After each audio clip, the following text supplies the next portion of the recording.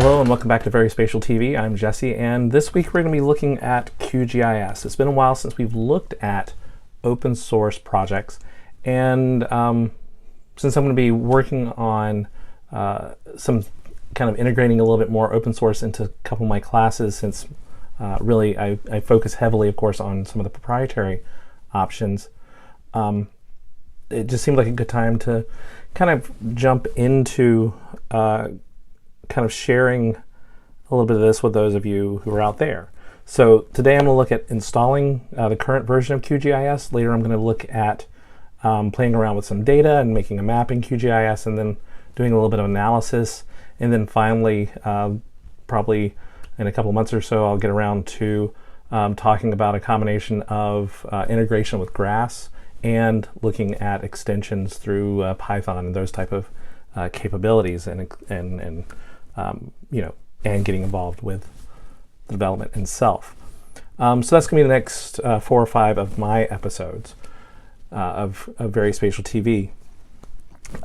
The long-term release right now is version 3.4.13, and that's been for a couple of months, or a few months, I should say. But I'm going to be installing the current version, version 3.10, or Coruña. And so went over to the QGIS website, went to the download off of the front page. Of course, there's lots of other things, links to various sources for users, and of course for those people who want to be involved in the development, documentation for the software, and developer capabilities.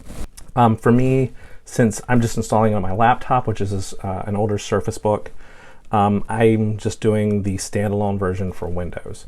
Now, another episode that I might do in the future is installing on a Mac, but that's for later. But currently installation for Mac is much easier. It was also awesome what was done before in terms of making packages available and making installation pretty straightforward if you were comfortable with doing those type of things on Mac. But now it's even easier with the current installer. So I kind of want to show that later on as well. But today we're doing PC. So once I downloaded, it's about 500 meg download, just under that. I went to begin to install it. Installation took about 5 minutes. Installed the full version, or the standard installation, and did the download of the North Carolina data just so I'd have it later on, since of course I work in North Carolina. It seems like an easy data set to use for students in the future. Once I did that, we can go ahead and open QGIS. Whenever we talk about GIS, of course, there's lots of different options out there. We've kind of narrowed down a little bit in the last 20 years. In many ways, some of the other open source projects have kind of disappeared because of lack of support and more focus on just a few projects. So GVSig, QGIS, a few others are still strong in terms of the open source options, and of course that's just talking about desktop. And of course there's tons of proprietary projects. Some of those have disappeared over the last 15 years that we've been doing the podcast. Others have come about. And so, it's just about finding what's out there that works best for you. Some of the things that we haven't talked a lot about on really anything other than kind of random discussions about them are things like object-oriented databases, so things like Small World by GE, and a couple of other projects out there that still use object-oriented, true 3D, so voxel-based applications for GIS. So there are other things besides what we usually think about as GIS to support our vector and raster TINs, those type of things in our daily practices. But whenever we do, they're kind of, whenever we talk about GIS, there's certain things that we're talking about. They're talking about, ArcGIS, QGIS, GeoMedia, GVSig, MapInfo. Those type of applications are the ones we're usually talking about whenever we talk about GIS. Otherwise, we begin naming specific conventions. Whenever we look at the interface, again, pretty straightforward, very similar to any pre-ribbon interface.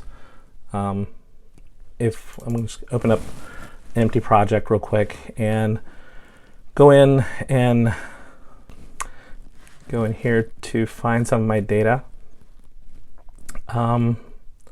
A lot of data on OneDrive, so I'm going to come down here to data, grab some data from New Orleans, because I like making maps for my phone.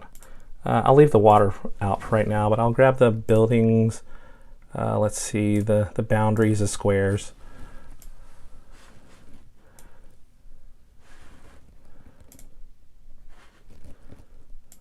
Once we're in there, we can move things around, move this parcels to just above the squares, move the boundary down to below everything, footprints. Let's zoom into the French Quarter. We can go in and change colors.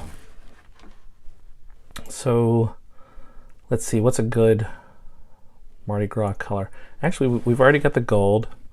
Let's go with the parcels, maybe a different color of green. Maybe a little bit more over here. Maybe a little darker. Still a little, yeah, that's probably good. A little bit back this way, okay. Maybe make the boundaries a nice purple, because it's Mardi Gras, why not? So there we go. There we have a quick Mardi Gras themed. Of course, we're in the river right here. We have the French Quarter, the French Market, the Treasury down here. Lots of different things that you can look at and talk about in the area. We can come across to Algiers Point and Algiers. So as we look at the interface, it's pretty much what you'd expect. When we look at the raster capabilities of geoprocessing, pretty much what we're expecting. Raster with our various analysis, being able to connect to various databases. Of course, you see a lot of options over here, but also we can begin to go in through there. Yeah, I mean, it's really, if you've used QGIS before, very much what you're expecting. If you've used another piece of GIS software, especially for GeoMedia and MapInfo, actually, I would think you'd be even more comfortable with this interface. Traditional ArcGIS probably as well.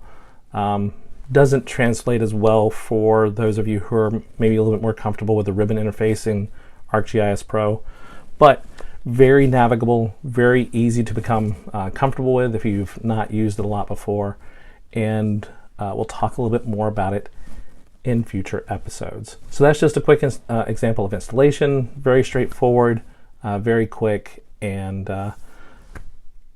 yeah. Other episodes I'm thinking about doing in the future that I might like to hear some comments about is, in addition to desktop software, I also want to do some examples, or at least one example project with a web backend. So if you have a backend that you're interested in for building web maps, open source that is, let me know. It's been probably 7-8 years since I've done anything using any of the various options for web mapping outside of the proprietary ArcGIS Online. So since I've been using that, I've more or less used that exclusively. So I need to get back into some of the open source options. That was the whole point of VerySpatial in the first place, was for us to keep track of what was going on in the geospatial world. And to some extent, I've kind of dropped that ball for especially the open source opportunities.